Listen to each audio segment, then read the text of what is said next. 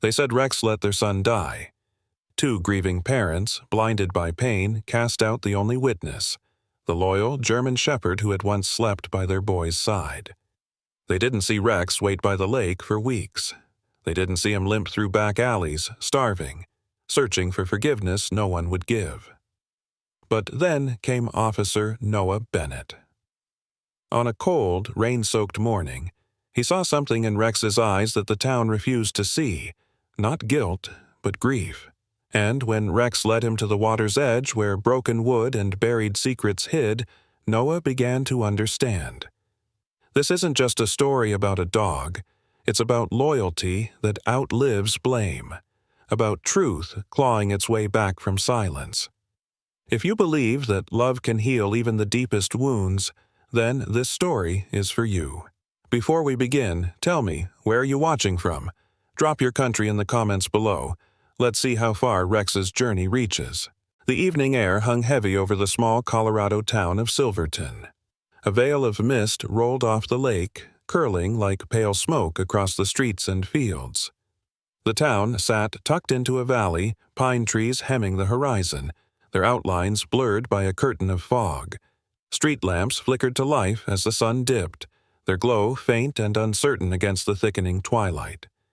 The scent of wood smoke drifted from chimneys, mingling with the chill of early winter.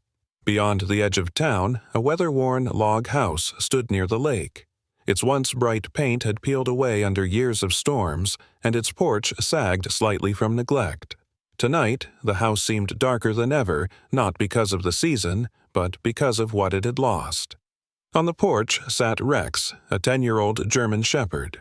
His coat, sable-streaked with silver, had dulled over the years, though the strong frame beneath showed the endurance of a working dog. One ear stood tall while the other bent slightly at the tip, a scar from an old fight with a stray. His hind leg bore faint marks of healed wounds, giving him a slight limp when he walked.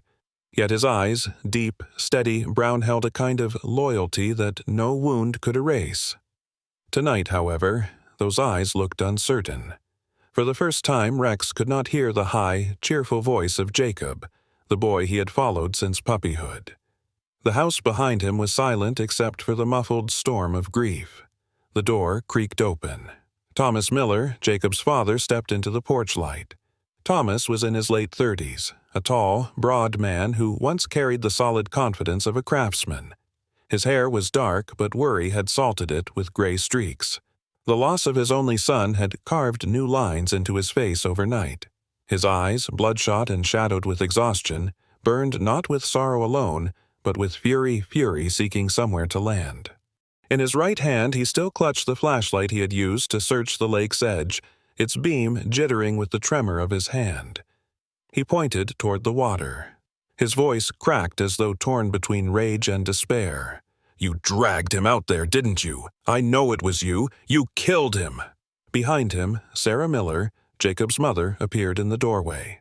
Sarah was a tall, slender woman in her mid-30s with auburn hair pulled back into a bun that had begun to unravel. Her eyes, red from sleeplessness, should have been soft with grief, but instead, they blazed with bitterness. She had always been quick to speak sharply, a habit formed from years of feeling ignored in her marriage. And now, with her son gone, that sharpness had hardened into venom. "Don't you dare sit there like some innocent pet," she hissed. "My boy is dead because of you. You're cursed. You're nothing but bad luck. Get out of this house, out of this family, and don't you ever come back." Rex shifted his paws uneasily on the wooden boards. His tail lowered. He let out a faint whine, as though trying to answer, but no one listened. Thomas strode forward and shoved a boot near Rex's side. "Go, before I change my mind and put you down right here." The dog backed down the steps, ears flattened, his gaze still fixed on the woman and man he had guarded for years. He didn't bark, didn't growl. He only stood there, staring, as though silently pleading to be understood. But the door slammed shut. The sound rang like a final judgment. For a moment, Rex stood motionless in the yard, breath steaming in the cold air. The mist swirled around him, erasing the edges of his figure until he looked like nothing more than a shadow in the fog. Then, slowly, he turned and padded away. His gait was heavy, each step dragging with reluctance. He glanced back once, his brown eyes catching the faint porch light. There was no hatred in them, no resentment, only the ache of loyalty rejected, a bond broken not by him but by human hands.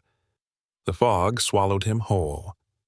A short distance away, at the tree line bordering the lake, a patrol car moved cautiously along the gravel road. Noah Carter, a 35-year-old police officer, sat behind the wheel. Noah had the lean, wiry build of a man who relied more on endurance than bulk.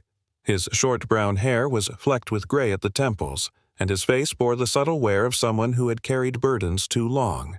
His eyes, a calm shade of gray, revealed both focus and fatigue. Noah had moved to Silverton after his wife's sudden death in a car accident 2 years prior. Since then, he had buried himself in work. To his colleagues, he was reliable, steady, professional. Yet beneath that, there was an emptiness, a quiet ache that surfaced during nights like this when mist rolled thick and silence pressed close. As he steered his cruiser past the lake, the headlights caught a figure in the fog. A dog, large and limping slightly, its fur damp from the mist. The animal's shape stirred something deep in Noah's chest. He slowed instinctively, his eyes narrowing. For just an instant, the dog's outline overlapped with a memory. His old canine partner, Duke, a German shepherd who had died in a drug raid the previous year. Noah had held Duke's body in his arms after the gunfire stopped, whispering thanks and apologies into fur gone still. That loss had been another nail driven into the coffin of Noah's grief. Now, seeing this shepherd in the mist, battered but unbroken, Noah felt a twinge of recognition. He didn't stop the car, not yet. He only watched as the dog disappeared back into the fog, swallowed by the same silence that had claimed so much of his life already. He tightened his grip on the steering wheel and drove on. Back at the Miller house, Sarah stood just inside the door, her back pressed against the wall. The anger in her words had faded, but the echo of them still stung her ears. She closed her eyes and whispered almost too softly for anyone to hear, "Jacob loved that dog." Thomas, sitting at the kitchen table, buried his head in his hands. He didn't reply. The silence stretched, broken only by the faint creak of the old house and the wind rattling the shutters. Outside, in the cold mist, Rex walked alone, leaving behind the only home he had ever known. The early morning light crept over Silverton in cautious streaks, barely managing to pierce the thick mist rising off the lake. Trees lining the frozen highway were etched in frost, their branches brittle and pale. It was quiet, too quiet for a town still reeling from grief. Noah Carter drove slowly, his patrol car humming along the outer road that curved near the lake's edge. The heater inside barely kept the cold at bay. His eyes were sharp despite the long night. He hadn't stopped thinking about the German shepherd he'd seen in the fog just hours earlier. Rounding a bend near the tree line, he caught a dark shape collapsed against the snowy embankment. He hit the brakes and stepped out, boots crunching softly on frozen gravel. It was the dog. The shepherd lay curled in a tight ball, his thick sable and silver fur dusted in snow. One of his paws was bleeding raw where the pads had split against ice. His body trembled, but he didn't try to rise. His eyes opened slowly, finding Noah's without fear. There was no panic, only fatigue and an exhausted trust that was both heartbreaking and haunting. Noah crouched. "Hey, easy now," he said softly. He slipped a gloved hand beneath the dog's head and gently tested his weight. The dog didn't resist, only let out a soft, rasping whine. Noah gathered him into his arms. 80 pounds of solid muscle made heavier by the limp surrender of a creature too tired to fight. He placed him in the back of the cruiser, laid a blanket over him, and shut the door gently. At the Silverton police station, few had arrived yet. Noah parked near the side entrance, carried the dog inside, and set him down on a folded towel in the storage room next to the brake area. The warmth of the station triggered a fit of shivers from the dog, but Noah could already see the signs of alertness returning. The paw injury wasn't deep, and Noah gently cleaned it before checking the rest of the body. That's when he noticed the fine, straight scar above the hind leg. It wasn't from a wild animal or random injury. It was clean, deliberate like the kind he'd seen on trained canine dogs, old surgery marks, or injury from service. The dog blinked at him slowly. Noah narrowed his eyes. "You've seen more than most dogs, haven't you?" A voice behind him made him turn. It was Mrs. Evelyn Harper, a woman in her late 50s with rosy cheeks and tired eyes that still held traces of warmth. She wore a thick knitted scarf over a brown parka and rubber boots smeared with dried leaves. Evelyn lived 3 houses down from the Miller family and had a reputation for knowing everyone's business, but never cruelly. She had once been a high school secretary and still carried herself with the calm authority of someone used to managing chaos. "I thought I recognized that dog," she said, stepping carefully into the room. "That's Rex, isn't it?" Noah nodded slowly. "I found him freezing on the road near the lake." She sighed, removing her gloves. "Poor boy. He's been through hell. I watched him grow up with Jacob, never saw that dog leave the kid's side, not once." She paused, eyes softening. After the accident, he wouldn't leave the lake, just sat there day after day, whimpering, waiting. People started whispering, saying maybe he'd tried to help. I believe it. He was always smart, always tuned in. Noah listened carefully, watching Rex as the dog's ears lifted slightly at the mention of Jacob's name. "I didn't know the Millers threw him out," he said. Evelyn gave a pained smile. "They were grieving. They needed someone to blame. Sarah Jacob's mom wasn't herself. She used to talk to me at the fence almost every other day. After the boy..." She stopped even looking people in the eye. Noah was silent for a moment. Then, as if drawn by instinct, he looked down at Rex again. The dog was resting now, eyes half closed, but his breathing had steadied. "I think this boy's seen more than he's let on," Noah said, "and he's still got some fire in him." Later that afternoon, with Rex moving better, Noah clipped on a makeshift leash and brought him outside for a short walk. The snow was melting near the park trail, leaving patches of wet grass and muddy leaves. Rex moved slowly, his limp still present but less pronounced. His ears stayed perked, nose twitching as he followed scents only he could understand. They passed the edge of a bench-lined path that overlooked the lake. Noah paused to let Rex sniff around. The dog suddenly stopped near a bench tilted slightly off its foundation. His body stiffened, and he sniffed the base with increasing urgency. "What is it?" Noah crouched. Rex scratched once at the dirt with his uninjured paw. Noah brushed aside the dead leaves and found a pouch dirty and half-frozen into the soil. He opened it carefully. Inside were 3 small packets of white powder wrapped in plastic. Noah's jaw clenched. "Well, that's not something kids leave behind." Rex sat down next to him, watching quietly. Noah glanced around. The path was empty, the lake still as glass. But the discovery felt significant too close in time and place to Jacob's death to be dismissed as coincidence. Back at the station, Noah made note of the find in his log, bagged the pouch for analysis, and returned to check on Rex. The dog lay curled near the heater in the supply room, paws crossed, eyes calm but aware. Something about the discovery near the lake unsettled Noah. A child drowns, a dog gets blamed and abandoned, and weeks later, drugs turn up buried feet from where it happened. The pieces didn't fit together yet, but they didn't feel random either. As he closed the station's logbook, Noah looked over at the dog. "You're not just some stray, Rex," he muttered, "and I don't think your boy's death was just bad luck either." The dog didn't move, but his tail thumped once against the floor. Noah allowed himself a rare smile. The sun had barely risen when Noah parked his cruiser near the gravel lot at Westlake Park. The fog had thinned compared to the days before, though mist still curled around the rocks by the shoreline like a memory that refused to fade. A stiff wind came in off the lake, sharp and bitter, cutting through layers of clothing like a blade. The stillness here was deceptive. Silverton's lake had always seemed tranquil to outsiders, but Noah had patrolled the area long enough to know better. It carried silence like a secret. Rex sat in the back seat, alert but calm. He had regained much of his strength since Noah rescued him. The swelling in his paw had gone down, and though he still limped slightly, his tail now wagged when Noah approached. His eyes, once dulled with exhaustion, had regained their sharpness. He sat forward eagerly when the car rolled to a stop. Noah opened the door and clipped on the leash, letting Rex hop down carefully. "Back where it all started, huh?" he muttered, giving the dog a gentle pat. Rex sniffed the air, his ears twitching. He began to pull slightly toward the lake, as if drawn to something.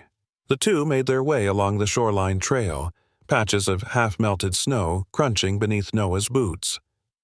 They passed the playground Jacob had once loved. A lonely swing swayed in the wind, creaking gently. Noah slowed as they neared the bend where the forest thinned and the lake widened, opening into a secluded inlet partially hidden by brush and large stones. Rex stopped suddenly. His body stiffened, nose low to the ground. He pulled toward the shoreline, ignoring Noah's quiet commands. Noah let the leash slide through his fingers, watching as the dog darted forward and began digging with urgency. Within moments, Rex pulled something loose from a tangle of reeds and old leaves, small, soaked, and battered. It was a child's shoe. Noah crouched beside him. The canvas was frayed, the color faded, but the size and style matched photos Noah had seen of Jacob. A torn section along the side looked almost like a slice jagged and split, as if something sharp had caught the fabric. Noah turned it over, frowning. There was no bite mark, no tearing from a dog's jaw. Instead, it looked like the edge had been pinched or caught in something metal. A boat propeller? A latch? He pulled out a plastic evidence bag and carefully sealed the shoe inside. As Rex sat beside him, ears alert, Noah's mind started threading connections. The pouch of drugs found earlier, now this shoe with a cut edge.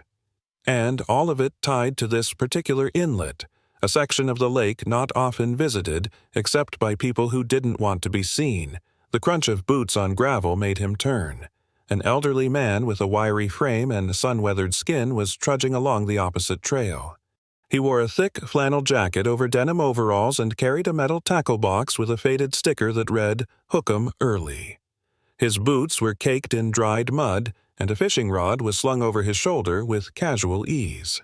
His name was Gus Daly, a longtime local whose family had fished these waters for generations.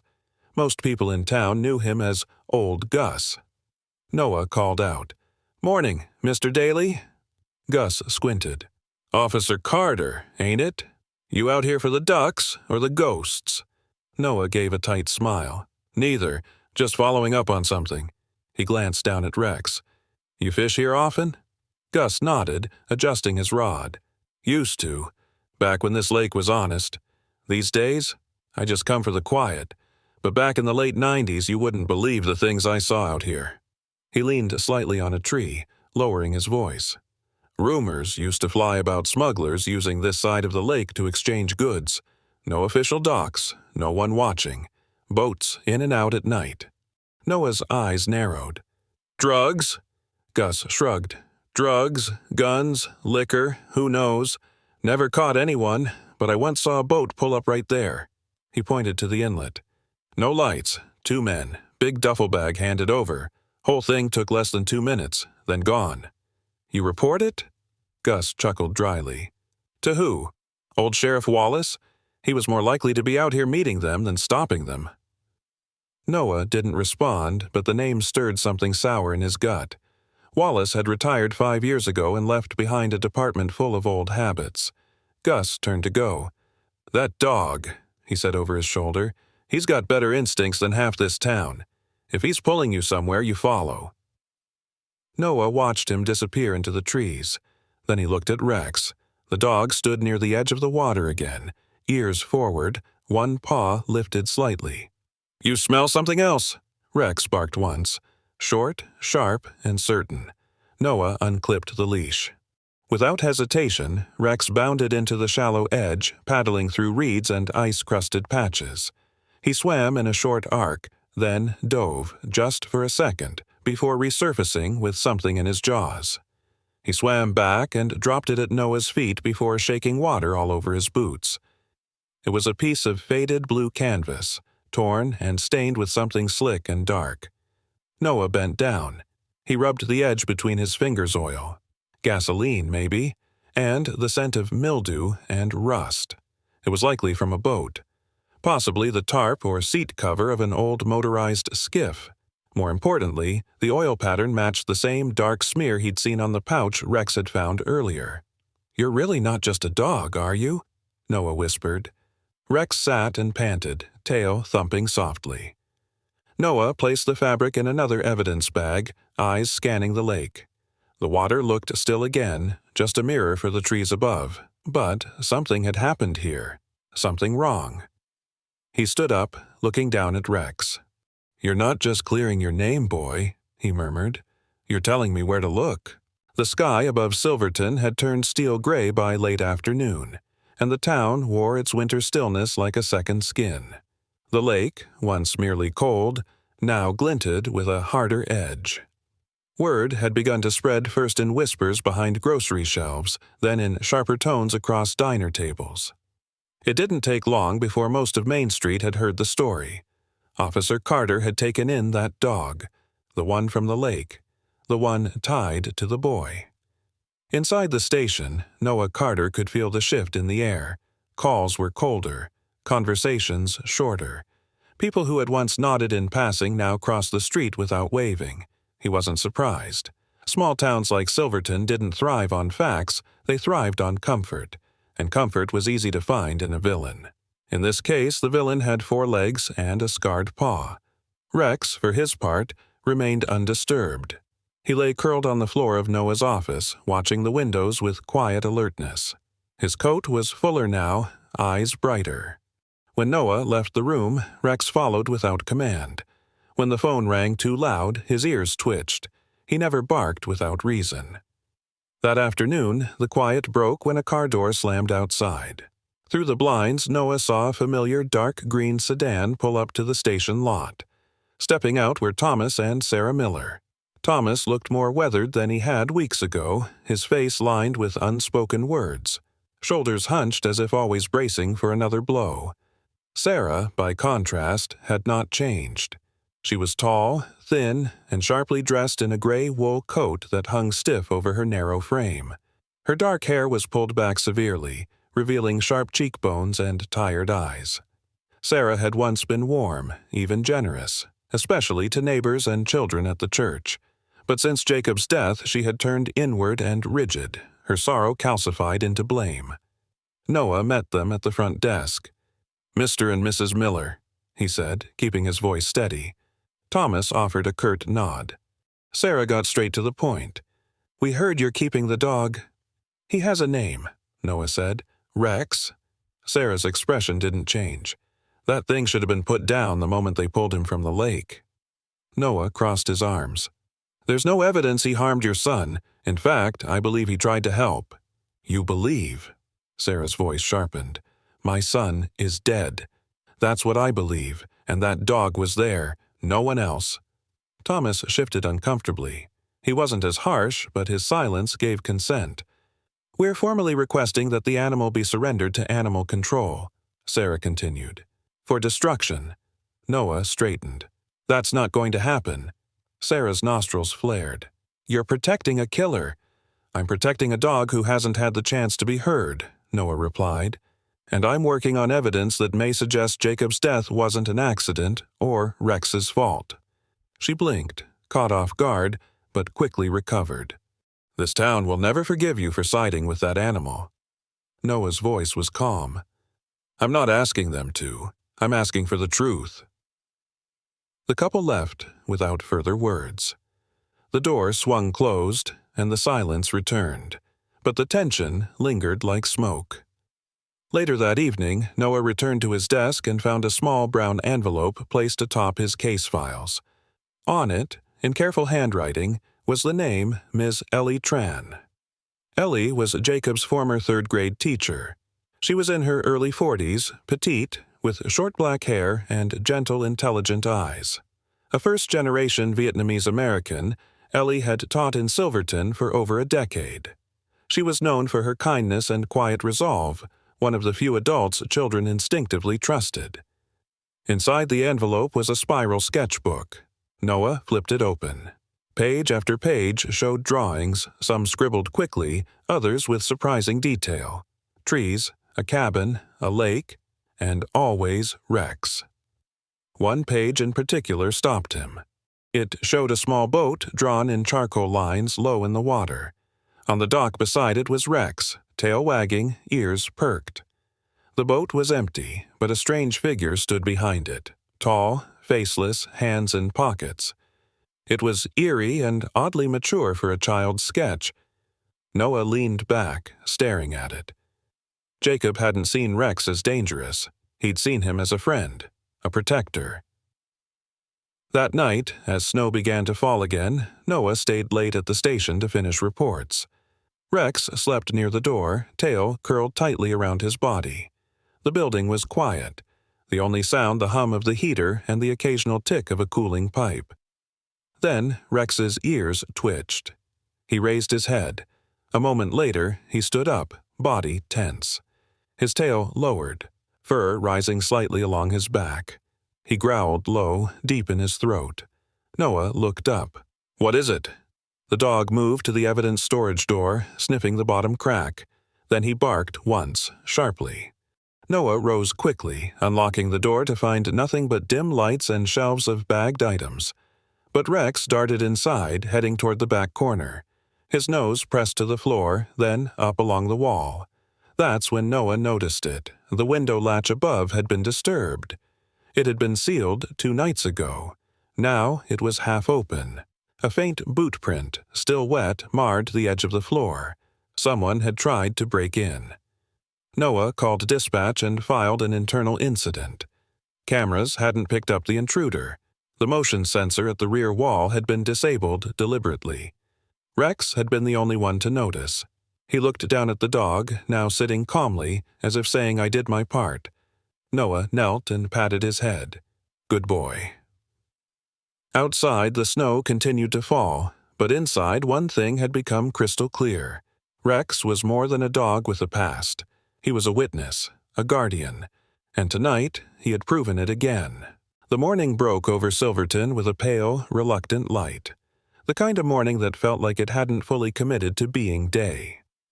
A mist still lingered over the lake like a breath held too long, and everything felt damp and weightless. Noah Carter sat in his cruiser parked just off the southern path that veered into the deeper woods, away from the park and public docks. This was the part of the lake few people ventured to unless they had a reason to hide. The wind whispered through brittle grass, carrying the faint scent of old gasoline. Rex sat in the back seat, ears perked and body alert.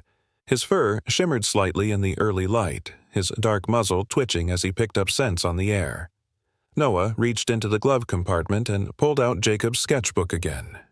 Flipping through the pages, he landed on the drawing of the inlet Rex standing by a boat, a tall figure in the background. It had felt abstract before. Now, after the pouch of drugs, the torn shoe, and the canvas soaked in oil, it felt like a map. Noah glanced at Rex. "Let's go see what you've been trying to show me all along." He opened the back door and unclipped the leash. Rex jumped down with more ease now, his limp nearly gone. He moved with purpose, sniffing the ground, tail high but steady. They crossed a patch of frozen mud and moved through a break in the trees where the forest opened toward an overgrown trail of timber planks and old dock, warped and discolored with age. The dock was mostly hidden by thickets and a collapsed shed covered in moss. Rex padded ahead, stopping at the far edge. He sniffed a rusted cleat bolted to the wood and barked once. Noah crouched beside him. There was an oily sheen on the water, faint but present. He pulled out his phone and snapped a few photos. Something had been here recently. He examined the dock more closely. One of the old posts had a frayed piece of nylon rope dangling from it, torn in the middle and stained dark. He reached out, careful not to slip, and rubbed the end between his fingers. It was slick same oil as before. This wasn't an old stain. This was fresh. Rex barked again, this time moving toward the reeds growing thick near the base of the dock. He disappeared behind them, and for a moment Noah lost sight of him. Then came a rustling sound and a muffled bark, sharp and urgent. Noah pushed through the grass and found Rex pawing at a patch of earth near the shoreline. A few moments of digging revealed a half-buried metal box, rusted around the hinges but intact. Noah knelt, brushing off dirt and damp leaves. He used his pocket knife to pry it open. Inside were wads of bills-banded stacks of U.S. currency stained with moisture and mud. Some still held the faint scent of gasoline, and tucked between two stacks was a sealed plastic packet filled with what looked like white powder. Noah's jaw tensed. This was no ordinary stash, it was a drop, or a payoff. He scanned the surrounding woods. No movement, no sound. Whoever left it here didn't expect it to be found. He looked down at Rex, who now sat calmly beside him, tongue out, tail thumping once. "You found it," Noah whispered. "You really found it." He snapped photos of the scene, then bagged the contents using gloves. He took a final look at the dock, the sheen on the water, the torn rope, the hidden trail that looped back toward the south side of the lake. It wasn't just a place for hiding. It had been used, recently. Noah and Rex returned to the cruiser in silence. He placed the box in the evidence bin in the trunk and slammed it shut. As he climbed into the driver's seat, his phone buzzed. Call. Mom. He hesitated. It had been a few days, too long, if he was honest with himself. He pressed answer and put her on speaker. Her voice came warm and crackling, filled with a mother's practiced calm. "Noah? Are you all right?" "Yeah, just tired," he replied, watching Rex curl up in the back seat. "Been working something. It's not clear yet, but it's getting there." His mother, Evelyn Carter, was in her 60s now, a retired librarian who had raised Noah on soft-spoken wisdom and late-night stories about justice and quiet courage. She was petite, silver-haired, with kind but sharp eyes that often saw more than she let on. Since the death of Noah's wife 2 years ago, she had been calling more often, checking in, gently reminding him that he didn't have to carry everything alone. "I heard something from an old friend who lives in Silverton," she said gently, "about a dog and a boy." Noah closed his eyes briefly. "It's complicated. I know, but I also know you, and I know that when you stop believing in people, you start searching for truth harder than anyone else." She paused. "Don't forget what truth feels like, Noah. It's not always the loudest voice. Sometimes it's the quietest thing in the room." He didn't speak for a long moment. "Thanks, Mom," he said softly. She let him go with a quiet, "I love you." When the call ended, he sat in silence for another minute, watching Rex's chest rise and fall. The dog stirred, eyes opening slightly. Noah reached back and scratched behind Rex's ear. "You ready to prove everyone wrong?" Rex gave a soft huff, as if to say always. The wind came off the lake in sharp, bitter gusts, carrying with it the scent of oil, pine, and something older, something heavy. It was just past midnight. Moonlight shimmered weakly across the water, barely illuminating the trail that led to the old dock. Trees swayed and whispered in the darkness, and the lake lapped quietly against the reeds. Everything about this place felt like it was holding its breath. Noah Carter crouched low near the brush line, his eyes fixed on the wooden structure ahead. He wore a black tactical jacket over his uniform, the badge dull under the moon's silver hue. Beside him knelt Claire Monroe, a deputy in her early 30s with a focused gaze and a short chestnut ponytail tucked into her collar. She was tall, lean, and quick on her feet, known for her calm nerves and sharp instinct. Her gloved fingers gripped a flashlight in one hand and a holstered pistol in the other. Claire had transferred from Denver the year before, trading big-city crime for what she thought would be small-town calm. Silverton had lulled her into that belief until the Jacob Miller case. Behind them, Rex sat completely still, his breathing measured, ears twitching at every rustle. His sable coat blended into the shadows, and his intelligent eyes scanned the perimeter with a soldier's vigilance. The scar on his hind leg, a reminder of pain long past, didn't slow him anymore. Tonight, he was not just a companion, he was part of the team. A soft click in Noah's earpiece broke the silence. "They're moving," came the voice of a night patrol officer posted further up the trail. Claire nodded once to Noah. From their position, they could see faint figures moving toward the dock. 4 of them, all dressed in dark clothing, 2 carrying duffel bags, the third checking the surrounding woods. The 4th man stayed near the water, flashlight dimmed, tapping his foot impatiently. Then Noah saw him. The 4th man stepped into clearer view under a shaft of moonlight, a face Noah recognized immediately. Dean Wright. Wright had worked as a mechanic in Silverton for nearly a decade. Tall, broad-shouldered, mid-40s with salt-and-pepper hair always slicked back, and a smirk that rarely left his face. He was known for being handy and helpful, especially at the Miller household, where he'd often done odd jobs. Jacob used to wave at him from the porch. Noah exhaled slowly. Wright had always stayed just under the radar, never in trouble. Until now. He motioned to Claire. They began to inch forward, every step calculated, boots crunching softly against frost-hardened grass. Rex stayed behind until Noah gave a low command. Suddenly, a twig snapped. Claire froze. One of the smugglers turned, flashlight beam dancing. Then Rex barked, sharp and commanding, his voice cutting through the night. "Now!" Noah shouted. Chaos erupted. Flashlights flared. Shouts rang out. One of the men bolted for the trees while another reached for his waistband. Claire moved quickly, gun drawn. "Drop it! On the ground!" But Wright, startled and cornered, raised a short-barreled pistol toward her. Rex reacted first. With a growl that tore through the darkness, he lunged, powerful muscles propelling him forward.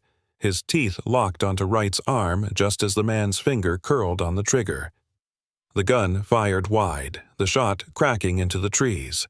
Claire ducked, heart racing.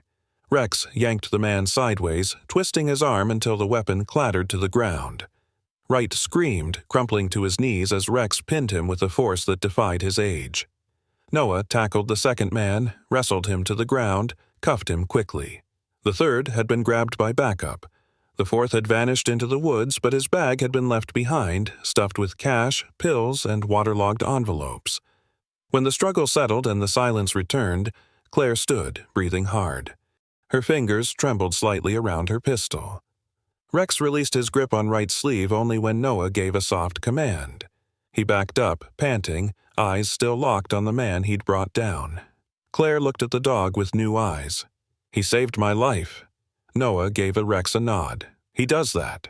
Wright groaned from the ground, holding his arm. "You don't know what you're messing with," he muttered. Noah knelt beside him. "You knew Jacob. You were there the day he died, weren't you?" Wright didn't answer, but his silence was damning. A search of the area confirmed everything. The oil stains, the boat marks near the dock, the same style rope found torn on the post. The bag of evidence from the night was tied to a drug trafficking pattern linked to an operation that stretched through the backroads of Colorado. And Jacob's death, previously labeled an accident, now bore the marks of something much more sinister. It was Claire who found the final piece.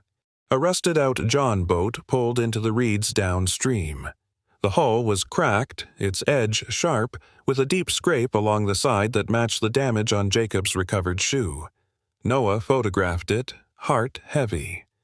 The boy hadn't drowned from wandering too far. He'd been near someone who shouldn't have been there, and Rex had tried to save him. The conference room at the Silverton Police Department was quiet, dimly lit by afternoon light filtered through Venetian blinds. A kettle steamed gently in the corner, its low hiss the only sound besides the occasional rustle of paper. On the table sat a folder thick, worn at the edges marked, "Case, Jacob Miller." Inside were photographs, reports, and sworn statements. The truth had weight, and today it sat between grief and reckoning. Noah Carter stood near the window, arms folded, watching the parking lot below. He hadn't slept much since the night at the dock. The arrests had gone through, charges were being processed, and Claire had spent the morning confirming lab reports on the money and drugs. The town was already buzzing with whispers of what had really happened by the lake. But the most important conversation hadn't happened yet. The door creaked open. Thomas and Sarah Miller stepped in slowly. Thomas looked exhausted, dressed in a heavy brown jacket, his salt and pepper beard trimmed but unkempt. He carried the stiffness of a man who had spent too long holding back emotion. Sarah followed behind, tall and thin in a navy wool coat, her dark hair pinned back severely. There were deep lines around her mouth now, etched by months of silent suffering, and her eyes were red, though not from fresh tears. She had become colder, more withdrawn since Jacob's death, retreating into grief that hardened into blame. Claire Monroe waited by the coffee machine.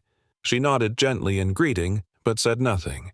Her presence was intentional, steady, supportive, but distant enough to give space. "Thank you for coming," Noah said, gesturing to the seats. Thomas sank into the nearest chair, clasping his hands. Sarah remained standing a moment longer before sitting beside him. She looked directly at Noah, her voice sharp but shaking. "Is this about the arrests?" "In part," Noah replied, and opened the folder. He placed the photographs one by one in front of them. The damaged John boat pulled from the reeds, the torn piece of rope from the dock, the shoe with the clean rip along the side, the box of laundered money found by the lake. Then came the last image, Dean Wright, handcuffed, bruised, and silent, sitting in the back of a cruiser. Thomas stared, unmoving. Sarah's breath caught. "He was with Jacob that day," she whispered. "We believe he was," Noah confirmed. "The evidence suggests Jacob wasn't alone when he went near the water. That boat was being used to traffic drugs. We believe Jacob may have seen something he shouldn't have." He took a breath, then added, "There's no indication that Rex had anything to do with Jacob's fall. In fact, all signs point to him trying to help." The door to the hallway cracked open slightly, and Claire gave a small nod. Rex stepped in, his nails clicking softly against the tile. He walked slowly, head lowered, posture calm, and paused at the threshold of the room, waiting. Thomas looked at him, expression unreadable. Sarah stiffened, but Rex didn't bark or hesitate. Instead, he padded gently toward them, his movements respectful, as if he understood this wasn't his moment, it was theirs. When he reached the table, he sat and looked up. In his mouth, clutched carefully, was a faded piece of red wool. Sarah gasped, her hand flying to her chest. "That's Jacob's scarf," she whispered.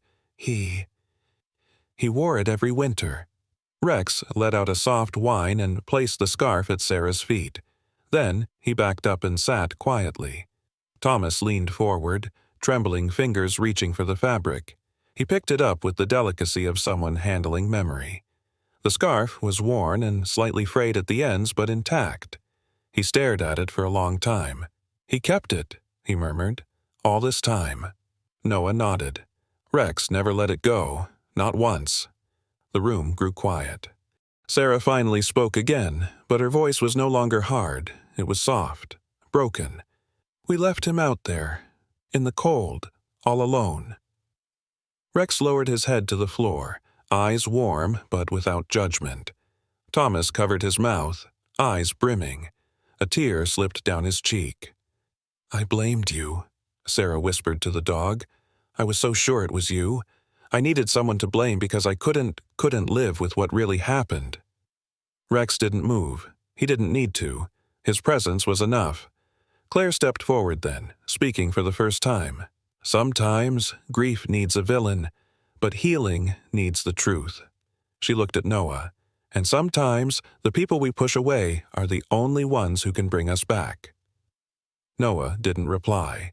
He let the silence do the work. Thomas finally turned to Rex. "I'm sorry," he said quietly. "I don't know if you understand, but I hope you do." Rex tilted his head slightly, then padded forward. He rested his head on Thomas's knee. That was enough. Claire turned to Noah as the Millers remained in quiet embrace, holding the scarf, holding each other. Her voice was low. "You ever think, maybe we don't choose the family we lose, but we can choose the family we find?" Noah looked down at Rex, whose eyes met his. Steady, sure, loyal. He gave a small smile. "Yeah, maybe we can." The morning sun filtered through a thin veil of mist that hovered over Silver Lake, casting soft golden hues across the water's surface. Ducks glided silently, their ripples barely disturbing the mirrored reflection of the pine-lined shore. Near the grassy edge where the land sloped gently into the lake, a small crowd had gathered. Wooden folding chairs had been arranged in neat rows, and a simple podium stood near a new stone marker. The marble was smooth, polished, and etched with only a few words. In loving memory of Jacob Miller, a kind heart never forgotten. Beside the marker, a framed photograph of Jacob as a boy rested on a wooden easel. He smiled in the picture, hair tousled by the wind, arms wrapped around the neck of a younger Rex. Noah Carter adjusted his collar as he stood near the front row. His dark navy police uniform was freshly pressed, the badge on his chest gleaming. Beside him, Rex sat tall and calm. The 10-year-old German Shepherd's sable and silver coat had been carefully brushed, though a faded scar still ran along his hind leg. His left ear remained slightly bent at the tip, a gentle imperfection that seemed to make him more endearing to the townsfolk who now regarded him with quiet reverence. The ceremony was simple, but deeply emotional. Mayor Evelyn Brooks, a woman in her 60s with silver hair pinned in a graceful twist and a soft Southern accent, approached the podium. Known for her warm demeanor and meticulous attention to town tradition, she wore a navy blazer over a cream blouse, a brooch shaped like a daisy pinned at her collar. "This town has weathered many storms," she began, her voice steady. "But sometimes healing comes not from forgetting, but from remembering, and honoring the truth." She gestured to the stone behind her. "We are here not only to remember Jacob Miller," she continued, "but to honor a silent hero who waited patiently for the world to catch up to his loyalty." She looked toward Rex, who met her gaze without flinching. "He may not speak our language," the mayor said, her voice trembling now, "but he spoke love and devotion more clearly than most ever will." Applause broke softly through the crowd. Thomas and Sarah Miller stepped forward. Thomas wore a charcoal gray jacket, his eyes tired but clear. Sarah, tall and thin, had her hair loose today, curled gently at her shoulders. The lines of grief remained on her face, but they were no longer hardened by bitterness. They'd softened, transformed by humility and healing. In Sarah's hands was a small black box. She knelt beside Rex, her long fingers trembling slightly as she opened the lid. Inside was a collar dark brown leather, aged but polished, and on its brass plate a single word engraved, "Faithful." Rex tilted his head, ears twitching slightly. Sarah smiled, a fragile but real smile, and fastened the collar around his neck. "I'm sorry, Rex," she whispered. "You were always faithful. It just took us too long to see it." The crowd remained hushed as Thomas laid a single white flower beside Jacob's memorial stone. A few rows back, Claire Monroe stood with her arms crossed lightly, her green eyes scanning the crowd. She caught Noah's eye and gave him a subtle nod approval, perhaps, or gratitude. After the ceremony ended, families lingered in small groups, sharing memories, laughter, and tears. Kids ran along the edge of the lake, their laughter ringing like bells through the pines. For the first time in what felt like years, Silverton felt at peace. Noah walked toward the edge of the gathering, his boots crunching softly on the gravel path. Rex trotted beside him, his posture relaxed but alert, as if sensing this moment was different, less a duty, more a celebration. Claire caught up to them near the old wooden bench overlooking the lake. "You ready for him to be official?" she asked, glancing at Rex with a playful smirk.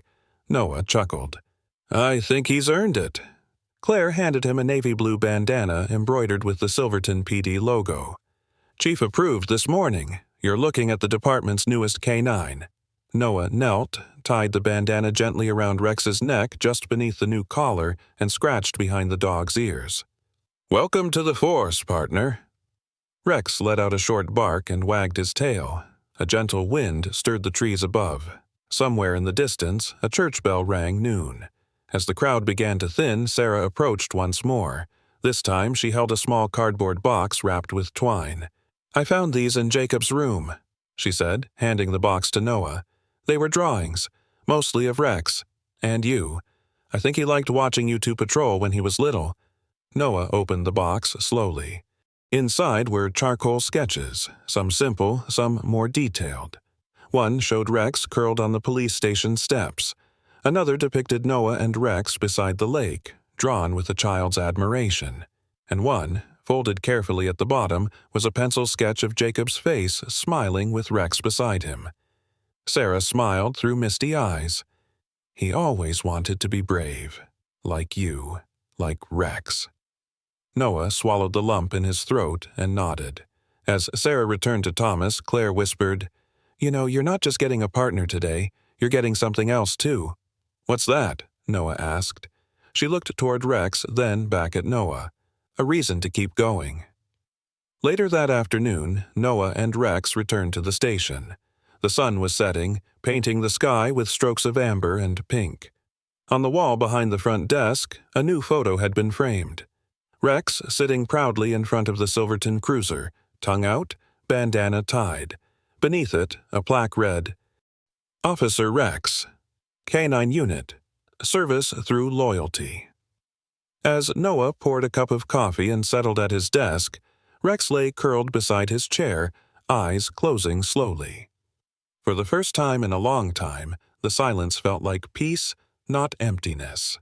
In the end, Rex was not just a dog. He was a silent guardian, a bearer of truth, and a living symbol of grace. Cast out by grief, blamed for what he never did, Rex never retaliated. Instead, he waited. He carried love in his heart and a boy's memory in his mouth, a simple scarf, for the world to one day understand. This story reminds us that sometimes what seems like loss is only the beginning of redemption. That loyalty never demands to be seen, but always chooses to stay. And perhaps it wasn't just chance that led Rex to survive, to find Noah, and to bring light back to a grieving family. Maybe it was a miracle. Maybe God speaks not always in thunder and fire, but in the quiet breath of a dog who refuses to give up on the people he loves. In our everyday lives, we often rush past the silent ones, the misunderstood, the castaways, whether they are people or animals. But maybe, just maybe, they're the ones carrying messages of healing. The ones who, without saying a word, can lead us back home. If this story touched your heart, I invite you to be a part of something bigger. Leave a comment and share how you've seen loyalty or miracles in your life. Subscribe to the channel for more true stories of second chances, healing, and hope. Share this video with someone who needs to believe in good again. And if you believe that God sends help in the most unexpected forms, sometimes on 4 legs and with a scarred heart, then type Amen in the comments to let the world know you believe in grace, loyalty, and redemption. May God bless you, protect your loved ones, and remind you that no act of love ever goes unnoticed.